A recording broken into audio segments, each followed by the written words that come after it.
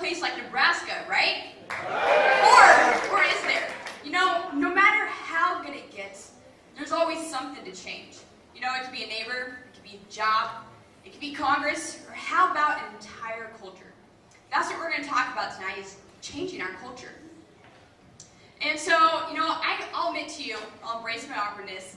I want to change things by being a secret agent when I was a kid. You know, maybe you did too, but you turned out to be a real estate agent. But we're going to talk about being agents of change.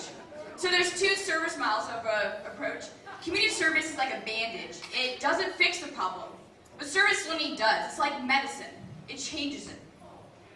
And so we're going to talk about service learning in 3D. Everything's good in 3D, right? So first, determine. We determine a problem, and then we develop a plan of attack, and then we deploy our solution. So we find this in educational institutions. Now you may be familiar with Student Serve. It happened this past October 1st, and this is actually a perfect example of service learning for the students who coordinated it. It was a big service learning project, let me tell you. So next slide, actually, is talking about the determine.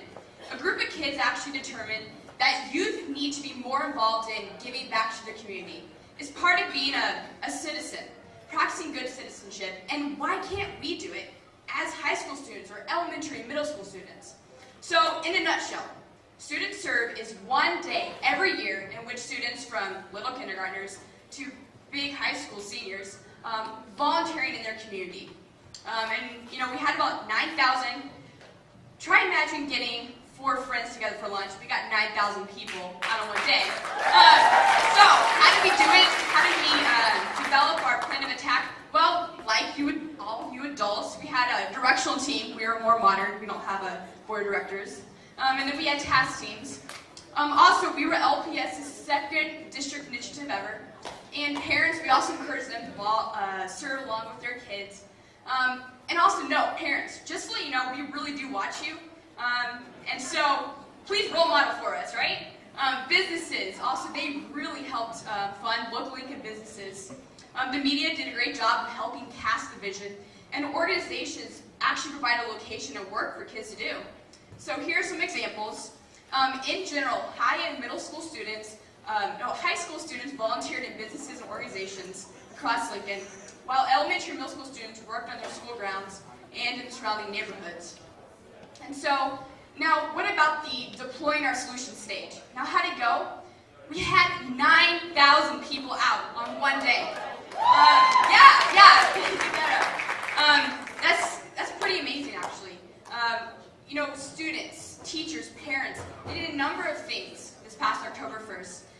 Assembling packages for soldiers in Iraq, or spreading mulch like you see here at Dawes Middle School, or planting trees at Pioneers Park. I know the mayor was there with his kids.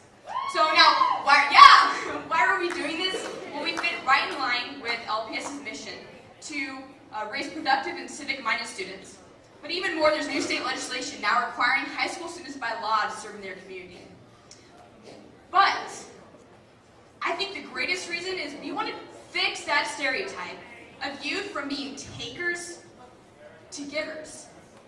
Why can't we do it? And I know all you parents will appreciate that. So, actually, yes, this is the unveiling. This is the motley crew of high school students who were the brains behind Student Serve. This is actually my living room, many late evenings. But the point is this. If kids can just dream up an idea, you can be a change agent too. And so, Student Serve is actually unique in the nation. It's never been done before in any K-12 school system in the United States to have a citywide service day. So just imagine, though, if we can do something like that, well, what else could we do? What other problems could we help solve? Could we help solve problems with health or human trafficking or the environment? You name it. If teachers and students overseas can learn the service learning model, what could they do in their countries? It's really a ripple effect if you think about it. And it doesn't happen overnight. And you know, sure, there is no place like Nebraska, and especially Lincoln. But every home needs improvements. It starts with one vision, one community, and one day. So what's your vision? Who is your community, and when will you start? You may not be a secret agent. I didn't turn out to be one. But will you be a change agent? And will you serve in order to lead?